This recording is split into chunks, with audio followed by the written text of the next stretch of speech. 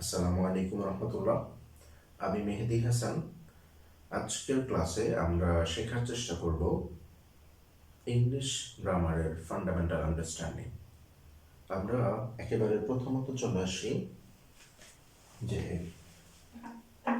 আজকের ক্লাসের টপিক হচ্ছে fundamental understanding of English grammar.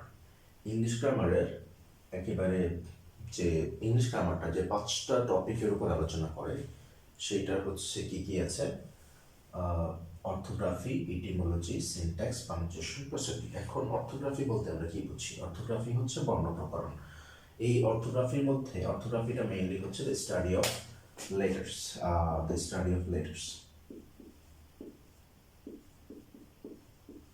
Study of letters study of letters হচ্ছে লেটার্স নিয়ে কাজ করা হচ্ছে অর্থোগ্রাফি। এখানে আমাদের কি কি থাকে? স্টাডি অফ লেটার্সের মধ্যে চলে আসে ভাওয়েল, কনসোনেন্ট, তারপরে চলে আসে হচ্ছে সিলেবল আসে, অর্থাৎ লেটার্স নিয়ে যে কাজ করে। ইটিমোলজি হচ্ছে শব্দ প্রকরণ। শব্দ প্রকরণের মধ্যে আমরা হচ্ছে দেখতে পাই এখানে কি কি আছে। শব্দ প্রকরণের মধ্যে পার্টস অফ স্পিচ আছে। পার্টস অফ স্পিচ, তারপরে যে পার্টস অফ স্পিচের noun, pronoun, adjective, verb, adverb, preposition, conjunction, interjection যে ক্লাসিফিকেশনসগুলো আছে, এটা হচ্ছে শব্দ প্রকরণের মধ্যে আলোচনা। এটা মেইনলি হচ্ছে ওয়ার্ড অরিজিন বোঝায়, ওয়ার্ড অরিজিন। আচ্ছা, তারপরে আমরা চলে আসি হচ্ছে সিনট্যাক্স, বাক্য প্রকরণ। এখানে আসলে ওয়ার্ড অর্ডার বোঝায়, বাট একটা সেন্টেন্স কিভাবে কম্পোস্ট হবে, কিভাবে গঠিত হবে, সেগুলো আলোচনা করা হয় বাক্য প্রকরণের মধ্যে। এটাকে আমরা বলতে পারি হচ্ছে সেন্টেন্স ওয়ার্ড অর্ডার।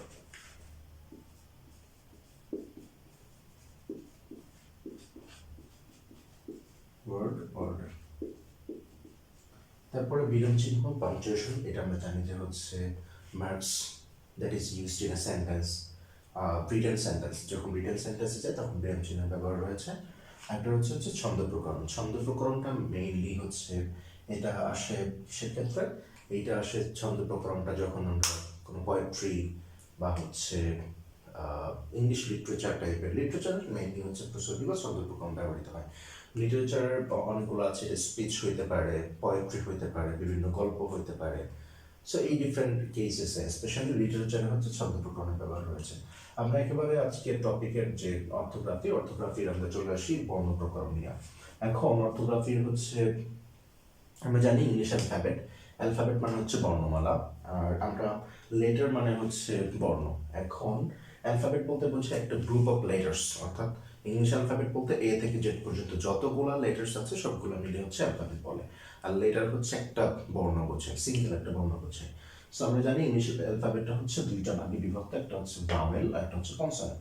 ভাওয়েল কাকে বলে? ভাওয়েল হচ্ছে স্বরবর্ণ, অর্থাৎ যে সকল বর্ণগুলা অন্য কোনো বর্ণের সাহায্য ছাড়া নিজে নিজে উচ্চারিত হতে পারে সেগুলো হচ্ছে ভাওয়েল, বা বাংলায় সেটাকে বলি আমরা স্বরবর্ণ। আর কনসোনেন্ট হচ্ছে কি ব্যঞ্জন বর্ণ, অর্থাৎ স্বরবর্ণের সাহায্য ছাড়া যে সকল বর্ণ উচ্চারিত হতে পারে না সেগুলো হচ্ছে কনসোনেন্ট। ভাওয়েল হচ্ছে কি কি আছে? A, E, I, O, U. আর কনসোনেন্ট হচ্ছে বাকি 21টি লেটার্স। এটার মধ্যে আরেকটা আছে হচ্ছে সেমি ভাওয়েল। সেমি ভাওয়েলগুলো কি কি? সেমি ভাওয়েল হচ্ছে সেমি ভাওয়েল, অর্থাৎ এটা ভাওয়েলের মতো কাজ করে মাঝে মধ্যে এসে। সেমি ভাওয়েল অর্থাৎ অর্ধ ভাওয়েল, এটা মেইনলি হচ্ছে বিহেভ করে, বা এটা আসলে সেমি ভাওয়েলের মতো করে কাজ করে, কিন্তু আলটিমেটলি এটা হচ্ছে কনসোনেন্ট। এটা কি কি আছে? এটার মধ্যে আছে হচ্ছে ডাব্লিউ এবং ওয়াই। ডাব্লিউ ওয়াই, আমরা এটার এক্সাম্পল পরে যাব। সো আমরা চলে আসি হচ্ছে নেক্সট টপিক হচ্ছে সিলেবল।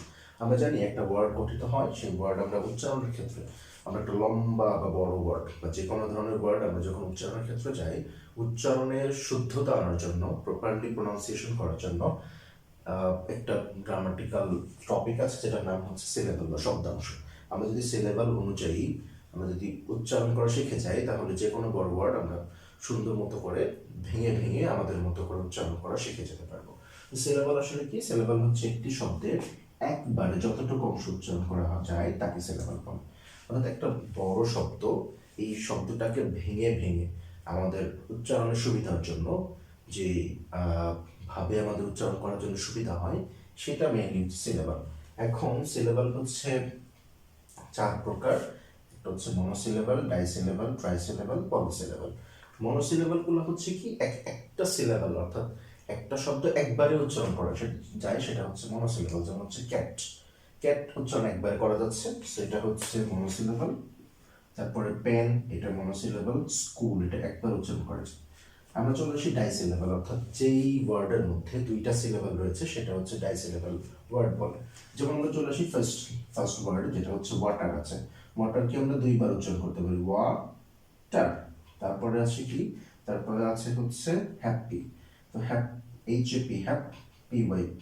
এখানে ওয়াইটা দেখতে পাচ্ছি, ওয়াইটা হচ্ছে সেমি ভাওয়েল, অর্থাৎ এই ওয়াইটা হচ্ছে সেমি ভাওয়েল, এটা ভাওয়েলের মতো করে কাজ করছে এখানে।